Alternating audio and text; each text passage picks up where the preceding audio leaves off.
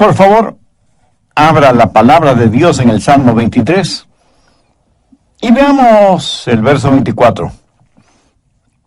Creo que este versículo es el más citado del Salmo 23. Aunque ande en valle de sombras de muerte, no temeré mal alguno, porque tú estarás conmigo. Tu vara y tu cayado me infundirán aliento.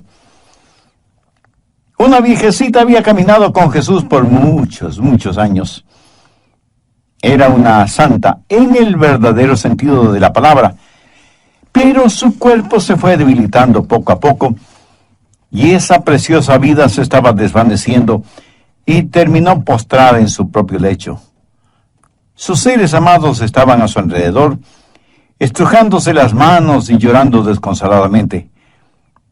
Ella los miró con mucha ternura y casi en un suspiro les dijo: lloren, sí deben hacerlo, pero no lloren por mí, porque yo estoy feliz de morir. Hoy quiero hablar de cómo sonreír frente a la muerte. Reconozco que hablar de la muerte no es un asunto muy popular. La gente prefiere hablar de cualquier otra cosa, menos de la muerte. Por todos los medios posibles tratamos de eludir el tema. ¿Sabía que el hombre es la única criatura que sabe que va a morir y trata desesperadamente de olvidarlo? Esa es la razón por los exagerados maquillajes. Si un hombre llega a cierta edad y tiene los suficientes recursos económicos, se compra un carro deportivo. Tratamos de hacer lo que sea para minimizar el hecho de que vamos rumbo a la tumba. Y aún las tumbas son construidas para que sean verdaderos memoriales, impresionantes monumentos o exagerados jardines. ¿Por qué? Porque no nos gusta la idea de la muerte. Pero escúcheme, la muerte es un hecho real y es algo a lo cual no debemos tener temor. Es algo que debemos anticipar. Estoy seguro que David tuvo eso en mente cuando escribió esas palabras en el Salmo 23, verso 4. Habló del valle de sombra de muerte. Y ese valle existe en Palestina. Comienza entre Jerusalén y Belén, más o menos a 680 metros sobre el nivel del mar. Hay un pequeño riachuelo que brota de un lado de la montaña. A veces, ese riachuelo se transforma en un río cuyas aguas buscan el nivel del mar. Pero con el paso del tiempo se ha formado un abismo, un cañón rocoso en los montes de Judea. Y el pequeño hilito de agua que empezó arriba en las montañas fluye hasta llegar al nivel del Mar Muerto. Este abismo o cañón es conocido como el Valle de Sombra de Muerte, porque es tan estrecho en algunos lugares que apenas tiene unos 3 metros de ancho. Y aún en los días completamente soleados está cubierto de sombras, y hay oscuras cavernas. En tiempos bíblicos, esas cuevas eran el hábitat de osos, hienas, leopardos y, por supuesto, ladrones y asaltantes. Había lugares muy empinados de donde las ovejas podían caer, y era un lugar tenebroso debido a las grotescas sombras que los cubrían, aun cuando el sol estuviera en su cenit. Pero era un valle muy útil porque durante el invierno, cuando no había mucha hierba, los pastores llevaban a sus ovejas a Jericó y las alimentaban en los verdes pastos que crecían en Jericó, aún durante el invierno. Cuando la primavera llegaba y las colinas de Judea reverdecían y se engalanaban con multicolores flores, los pastores guiaban a sus ovejas por ese valle hacia los montes que estaban cubiertos con abundante y verde hierba. Sin duda todo esto sirvió de inspiración a David cuando escribió el Salmo 23, porque él mismo era un pastor, e indudablemente guió a sus ovejas por ese valle, el valle de sombra de muerte. Y David está diciendo que lo que Jehová era para él lo era para sus ovejas. David había aprendido a sonreír frente a la muerte. Y yo quiero que usted aprenda a hacer lo mismo. Por eso le voy a dar 3 principios que le ayudarán en ese propósito. Primero, La muerte es un hecho real. La declaración de David, aunque ande en valle de sombra de muerte, pone en evidencia no la incertidumbre, sino la realidad de la muerte. Y aunque muchas veces nosotros tratamos de cambiar de tema, la Biblia dice en Hebreos 9:27, está establecido para que los hombres mueran una sola vez. Y después de esto, el juicio. Mi amigo, aquí se está hablando de una cita inevitable. Y en Romanos 5:12 leemos, por tanto, como el pecado entró en el mundo por un hombre, y por el pecado la muerte, así la muerte pasó a todos los hombres por cuanto todos pecaron. La única excepción para que usted no muera físicamente es si Jesús regresa primero. Pero si no es así, ciertamente usted, yo, todos nosotros moriremos. Por lo tanto, nos guste o no, la muerte es una inevitable realidad. Pero no solo es una inevitable realidad, sino que es una realidad incierta. Usted no sabe cuándo va a morir. Yo no sé cuándo voy a morir. David no sabía lo que iba a suceder de un momento a otro. Vivimos nuestra vida no solo un día a la vez, sino un paso a la vez.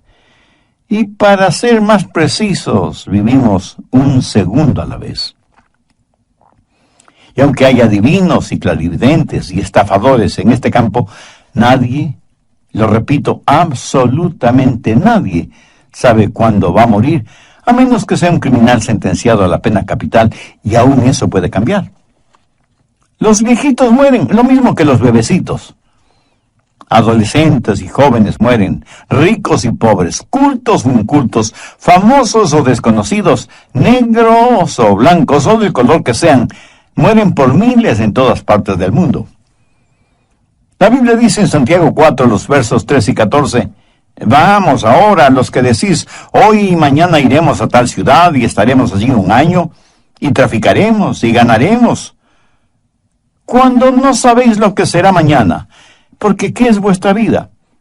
Ciertamente es neblina que se aparece por un poco de tiempo y luego se desvanece. Ahora, por favor, note la admonición que encontramos en el verso 15. En lugar de lo cual deberíais decir, si el Señor quiere, viviremos y haremos esto o aquello. ¿Sabía que Dios no tiene que quitarle la vida? Lo único que tiene que hacer es dejar de dársela. ¿Lo entiende? Es gracias a la misericordia de Dios que no somos consumidos y que la vida es un regalo de Dios.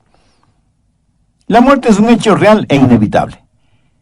Es algo incierto también, pero también es muy personal.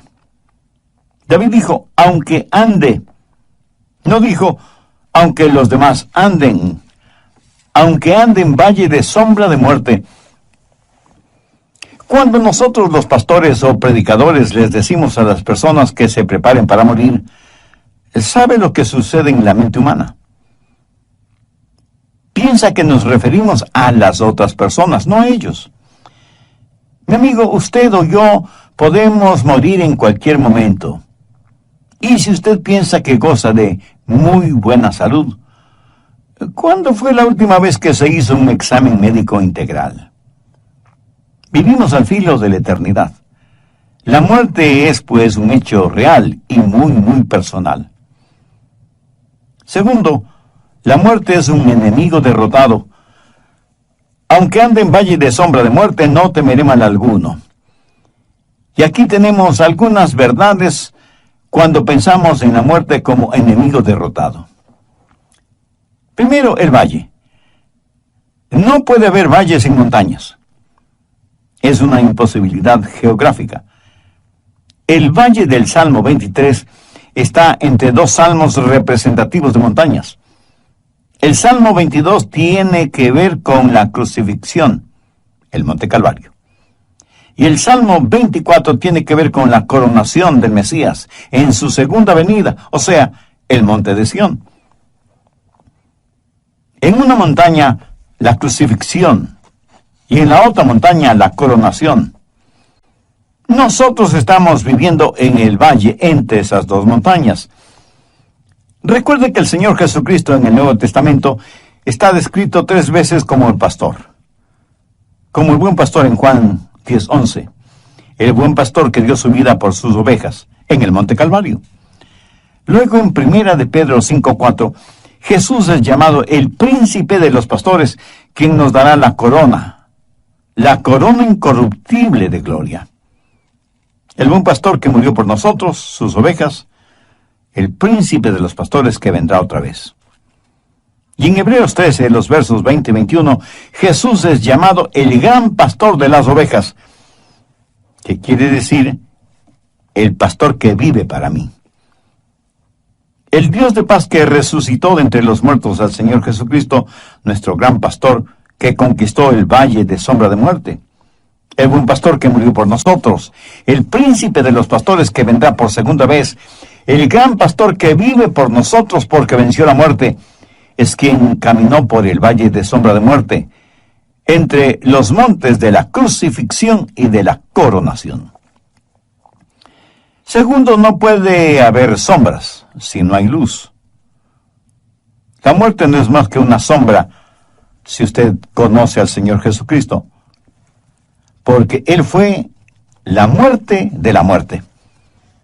Él le quitó el aguijón a la muerte.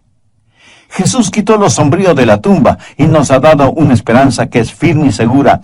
Las sombras pueden asustarle, pero no pueden hacerle daño. No puede haber sombras si es que no hay luz.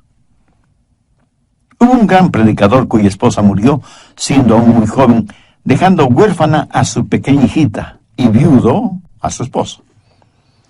La pequeña niña no entendía lo intrincado de la vida y menos de la muerte. No entendía que Jesús murió por nuestros pecados y todas esas cosas. Días después del entierro de su joven esposa, el pastor y su hijita fueron de compras. La niña se quedó en el carro mirando el lugar en donde su padre había ido para comprar algo. De pronto, sobre la pared, vio la sombra de un camión. La sombra era mucho más grande que el camión, debido a que el sol ya estaba en el oeste. El padre de la niña salió del almacén, vio también la enorme sombra del camión y vio la mirada inquisidora de su hijita y decidió darle una lección objetiva. Le dijo: hija, si pudieras escoger, ¿qué preferirías? ¿Que la sombra del camión esté sobre ti o que el camión te atropelle? Y la niña le contestó: oh papá, eso es fácil. Prefiero que la sombra del camión caiga sobre mí a que el camión me caiga encima. Entonces su padre, abrazándole con mucho amor, le dijo: hijita, estás en lo cierto. Ahora escúchame. Solo la sombra de la muerte cayó sobre tu mamá. El camión, o sea, la muerte, cayó sobre Jesús hace más de 20 siglos. Tremenda lección, ¿no le parece? Jesús le quitó el aguijón a la muerte y victorioso le quitó la tristeza a la tumba. Y no puede haber sombra a menos que haya luz. Permítame compartir con usted algunos versículos muy significativos. Isaías 9:2. El pueblo que andaba en tinieblas vio gran luz. Los que moraban en tierra de sombra de muerte, luz resplandeció sobre ellos. No hay sombra si no hay luz. Mi amigo, ¿se encuentra usted ahora mismo en algún valle de sombra de muerte? Pues mire hacia la luz. Si mira hacia la luz, la sombra estará a sus espaldas. Usted ni siquiera la verá. Mire hacia la luz. No hay valle a menos que existan montañas, y no hay sombra a menos que exista luz. Tercero, no hay mal sin la existencia del bien. Aunque ande en valle de sombra de muerte, no temeré mal alguno, porque tú estarás conmigo.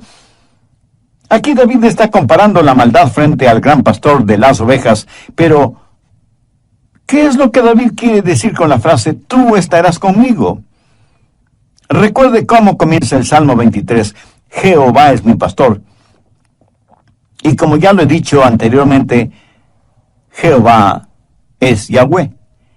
Palabra realmente impronunciable porque está compuesta de 4 consonantes.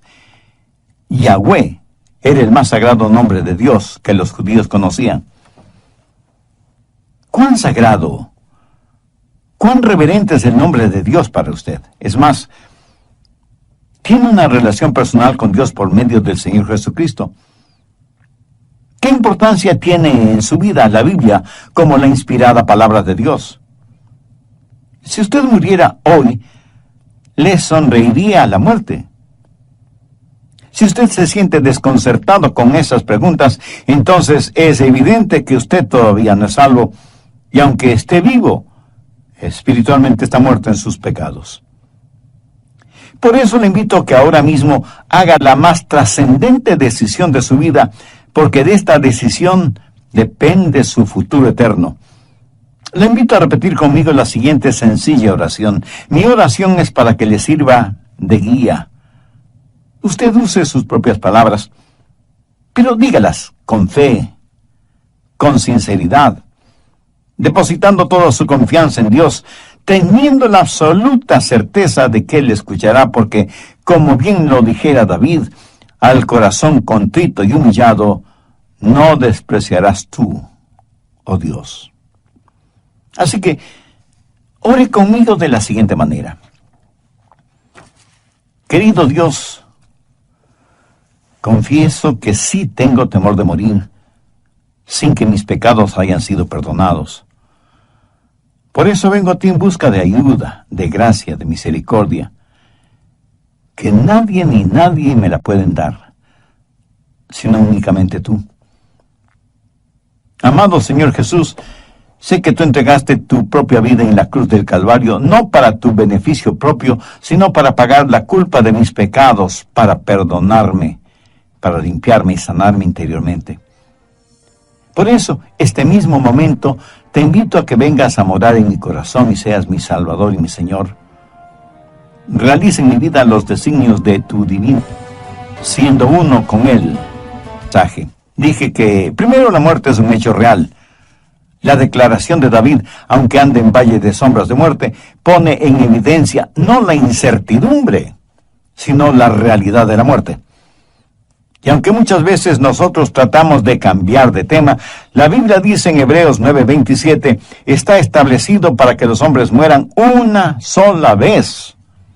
Y después de esto el juicio. Mi amigo, aquí se habla de una cita inevitable.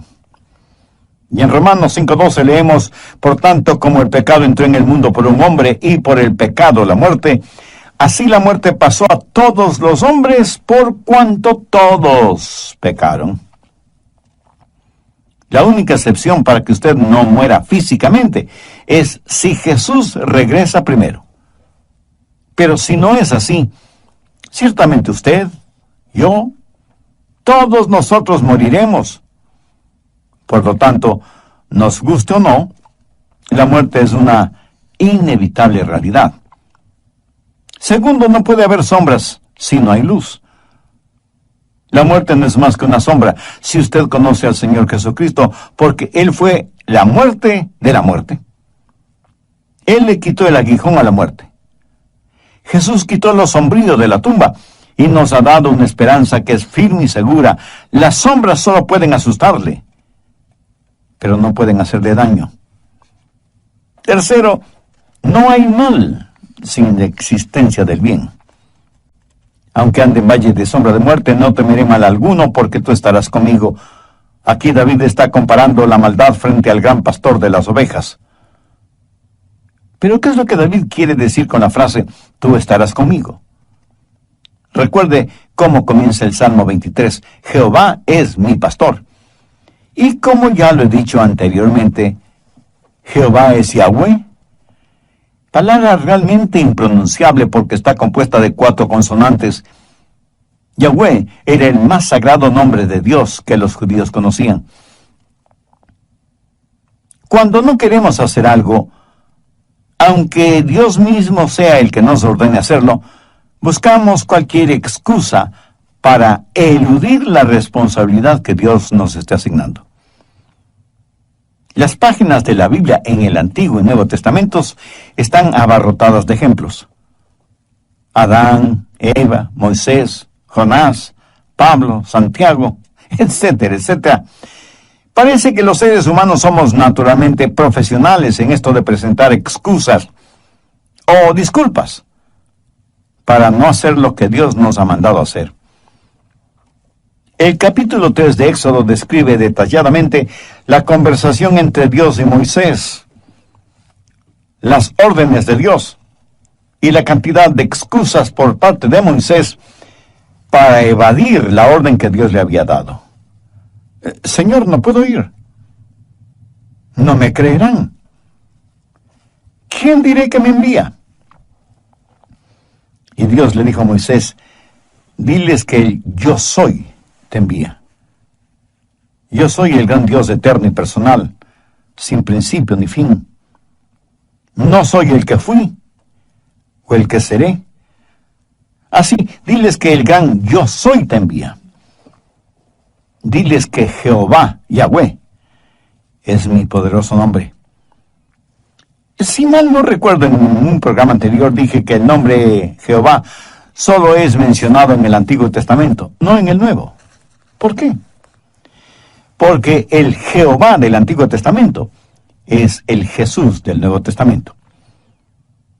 Su nombre era tan sagrado que los escribanos judíos, cuando tenían que copiar ese nombre, de acuerdo a la tradición, se lavaban las manos 7 veces y luego copiaban el nombre de Dios con una pluma nuevecita que, una vez escrito ese divino nombre, era echada al fuego o a la basura.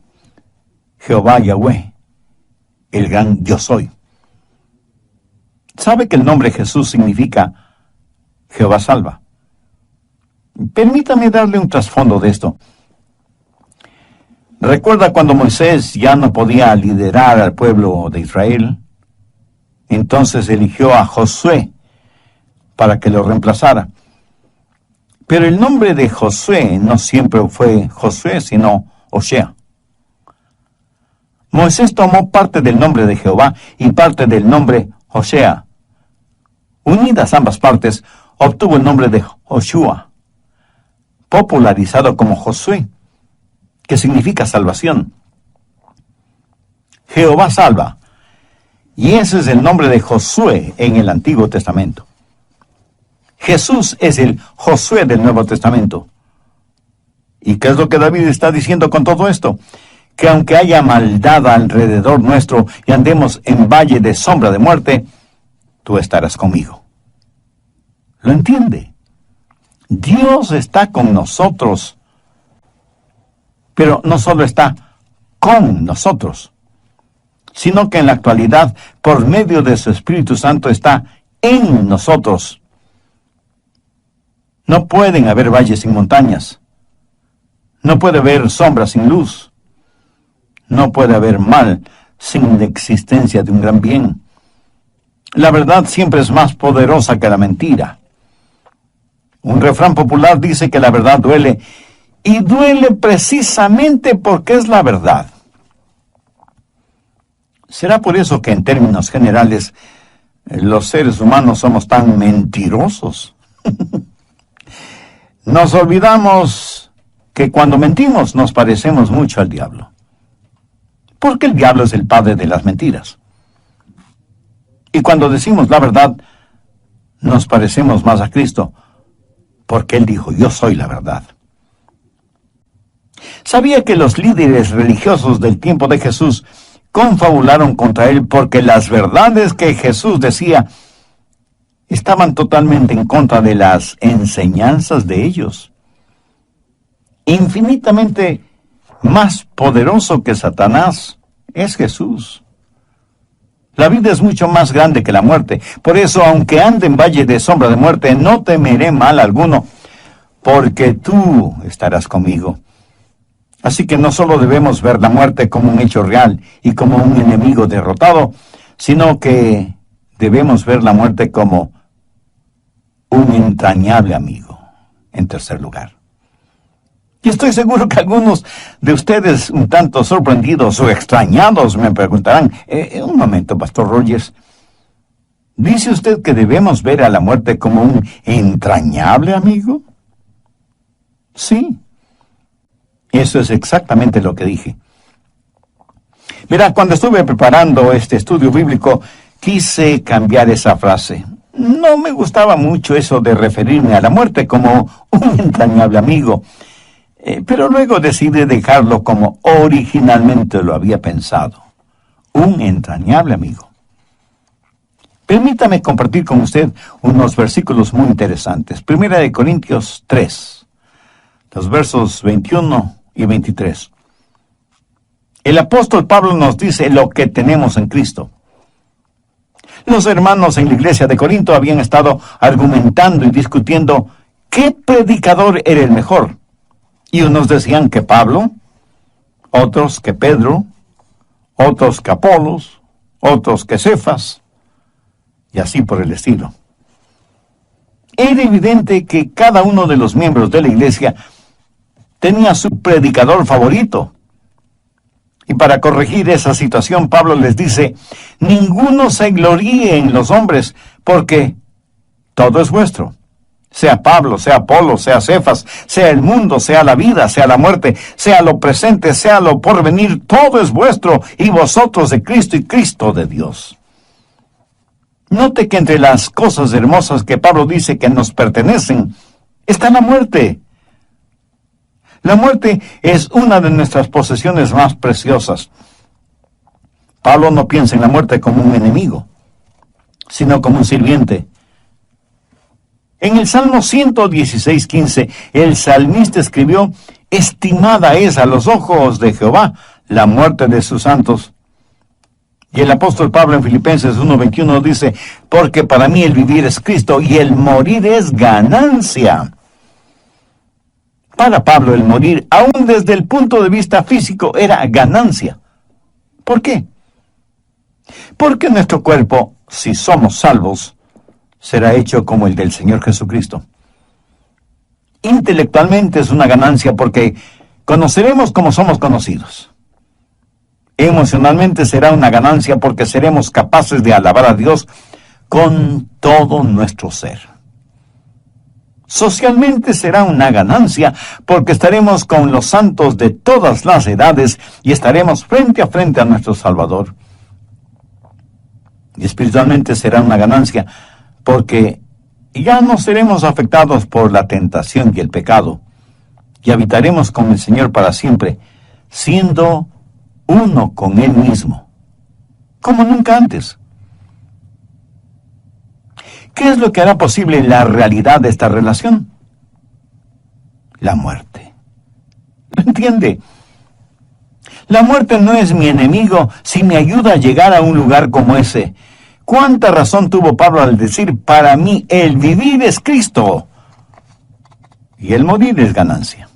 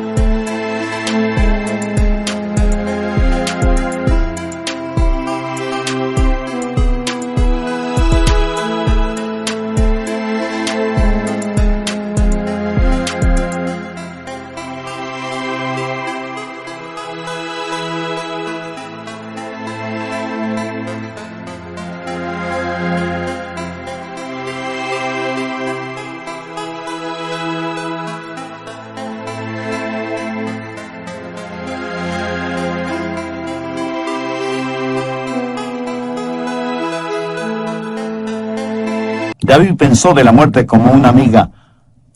Aunque ande en valle de sombra de muerte, no temeré mal alguno, porque tú estarás conmigo.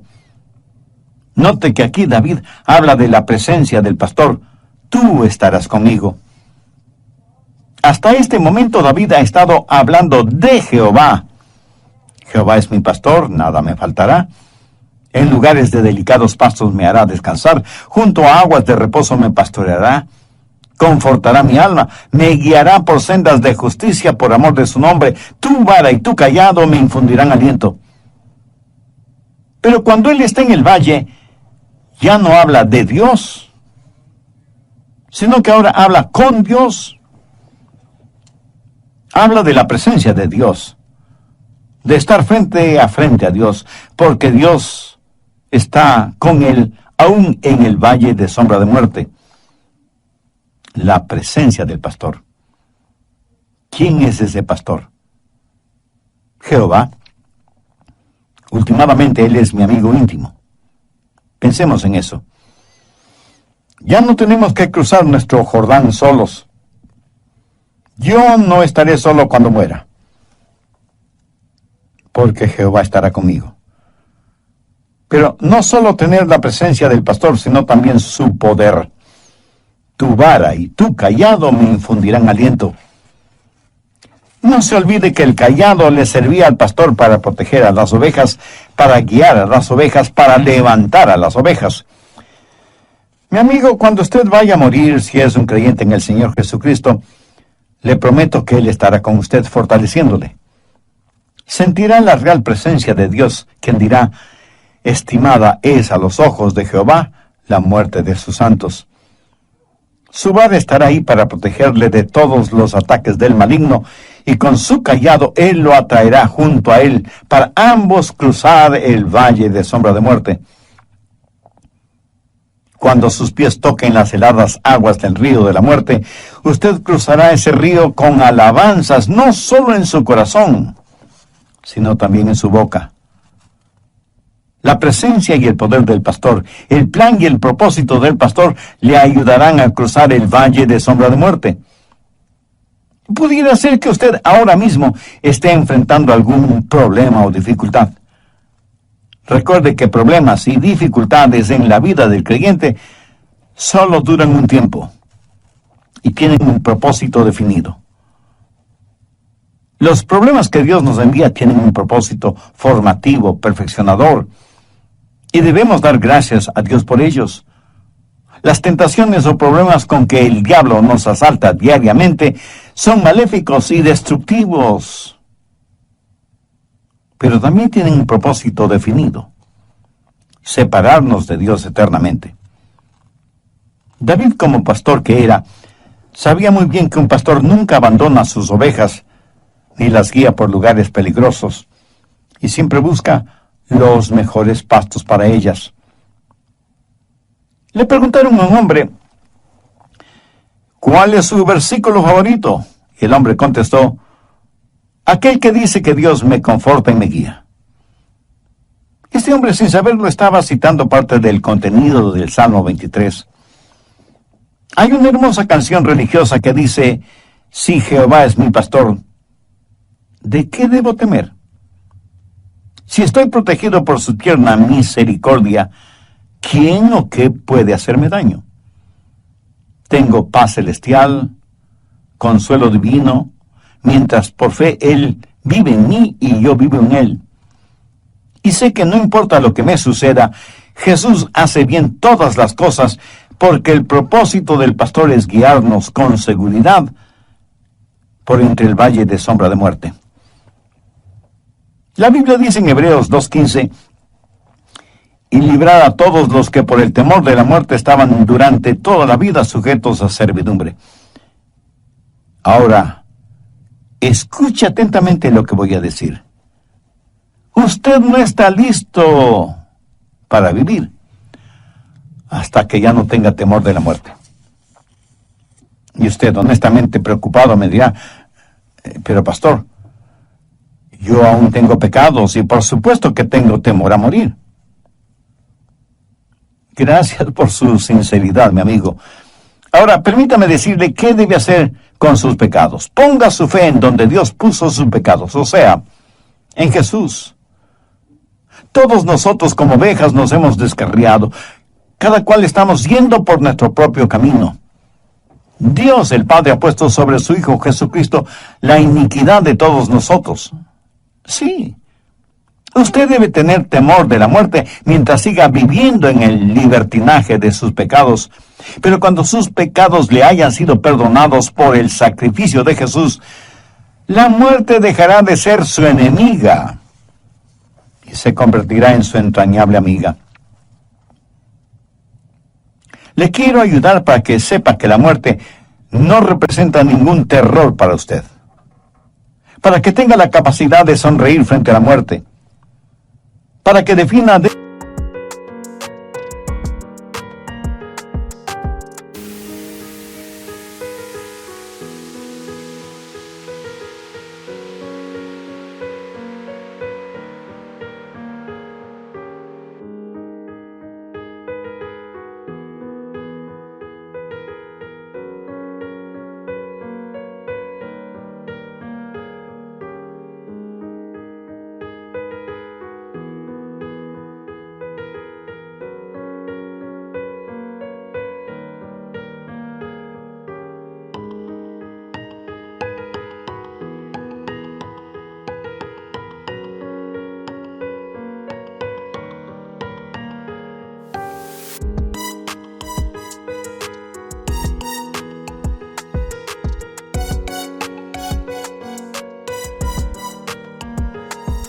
una vez y para siempre este asunto de la muerte. Si usted no tiene la seguridad de su salvación, le invito a orar conmigo una sencilla oración. Pero lo importante es que usted ore con genuina fe, sinceramente, depositando toda su confianza en Dios. Puede orar en voz alta o en voz baja, o silenciosamente si así lo prefiere. Su oración de todas maneras será escuchada por Dios. Querido Dios, quiero ser salvo aquí y en este momento.